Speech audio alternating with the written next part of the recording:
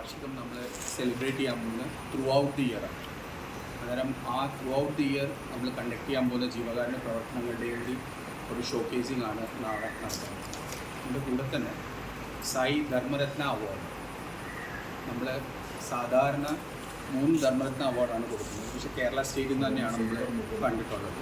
ഈ പ്രാവശ്യം നമ്മൾ വ്യത്യസ്തമായിട്ട് 3 സ്റ്റേറ്റ്സിൽ നിന്നാണ് അത് ചെയ്തിട്ടുള്ളത്. അന്നേരം തമിഴ്നാട്, കർണാടക, കേരള, അങ്ങനെ 3 സ്റ്റേറ്റിൽ നിന്നാണ് നമ്മൾ ഓരോ ധർമ്മരത്ന അവാർഡിന് വേണ്ടിയിട്ടുള്ള വിജേതാവിനെ ചൂസ് ചെയ്തിട്ടുള്ളത്. അതിൻ്റെ ക്രൈറ്റീരിയാസ് എങ്ങനെയാണ് അവർ ഹോളിസ്റ്റിക്കലി അവരുടെ ബിസിനസ്സും ജീവകാരുണ്യ പ്രവർത്തനങ്ങളും എല്ലാം കൂടി മിക്സ് ചെയ്തിട്ട് ബാലൻസ് ചെയ്തുകൊണ്ട് എങ്ങനെയാണ് കൊണ്ടുപോയിട്ടുള്ളത് എന്നുള്ള കാര്യങ്ങളാണ് മേജറായിട്ട് നമ്മൾ നോക്കിയിട്ടുള്ളത്.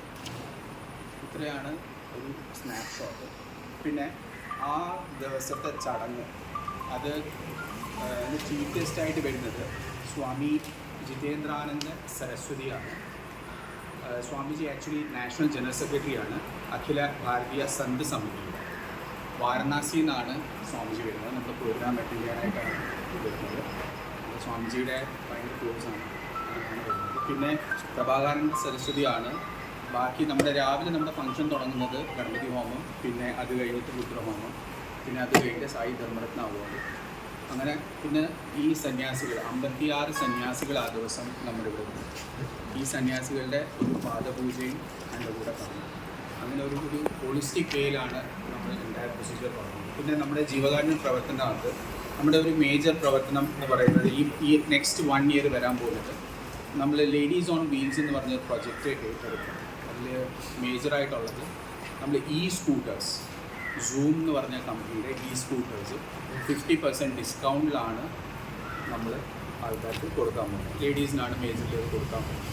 അത് ഒരു CSR പ്രൊജക്റ്റിൻ്റെ ഭാഗമായിട്ടാണ് നമ്മൾ ആ പ്രൊജക്റ്റ് ചെയ്യുന്നത്. 500 സ്കൂട്ടേഴ്സാണ് നമ്മൾ ഉദ്ദേശിക്കുന്ന നെക്സ്റ്റ് 1 ഇയർ നമ്മൾ കൊടുക്കാൻ. പിന്നെ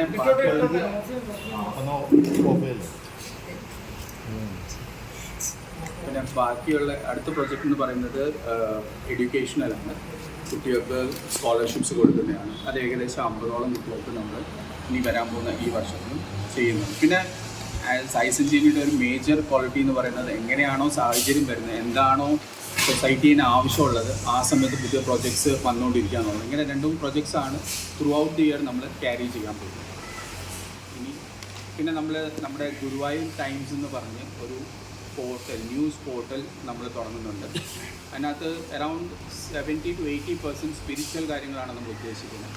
പിന്നെ ജനറൽ ന്യൂസും ഉണ്ട്. ഈ സ്കൂട്ടർ പ്രോജക്റ്റ് ക്രൈറ്റീരിയ വല്ലതും ഉണ്ടോ ലേഡീസിന്? ഇല്ല, ക്രൈറ്റീരിയ ഇല്ല. കാര്യം എന്താണെന്ന് വെച്ച് കഴിഞ്ഞാൽ ഇതിനകത്ത് ലൈസൻസ് ഇല്ലാത്ത ബൈക്സാണ്, നമ്പർ പ്ലേറ്റ്സ് ഇല്ലാത്ത, ഹെൽമെറ്റ്സ് വേണ്ടാത്ത, ലൈസൻസ് ഇല്ലാത്ത ബൈക്സാണ്. ക്രൈറ്റീരിയ ഇല്ല. ഫിസിക്കലി ഫിറ്റ് ആയിരിക്കണം. That's the only criteria. But otherwise there is no other criteria as such. ഇല്ല, എവിടെ വേണമെച്ചാൽ നമുക്ക് ചെയ്യാം. എവിടെ നിന്ന് വേണമെച്ചാൽ നമുക്ക് കൊടുക്കാം. എവിടെ വേണമെച്ചാൽ വണ്ടി നമുക്ക് എത്തിച്ചു കൊടുക്കാൻ. ഏതാ കമ്പനിയാണ്? സൂം.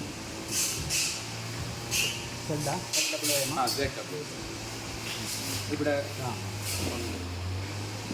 ഇവിടെയൊക്കെ ഈ പുരസ്കാരം എവിടെ പോയ 3 പേര്. ഒരാൾ ശ്രീ അനന്ത്കുമാർജി എന്ന് പറഞ്ഞ് ട്രിവാൻഡ്രമാണ്. ഇങ്ങനെ അനന്ത്കുമാർജി എന്ന് പറഞ്ഞിട്ടാണ്. പിന്നെ രണ്ടാമത് ഉള്ളത് വൈദേഹി ഗ്രൂപ്പ് ഓഫ് ഇൻസ്റ്റിറ്റ്യൂഷൻസിൻ്റെ MD ആണ്. പിന്നെ മൂന്നാമതുള്ളത് കാമരാജ് തമിഴ്നാട് ശക്തി ഗ്രൂപ്പിൻ്റെ ചെയർമാനാണ്. ഇവർ 3 പേരെയാണ് നമ്മൾ ഈ പ്രാവശ്യത്തെ അവാർഡിന് വേണ്ടി തിരഞ്ഞെടുത്തത്. ഈ 3 പേർക്കും 10,000 രൂപ വെച്ച് കൊടുക്കാം.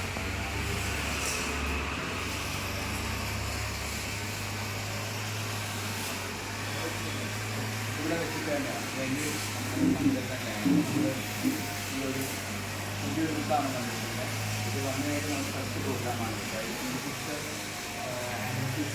എല്ലാം കറക്റ്റായി വരുന്നത്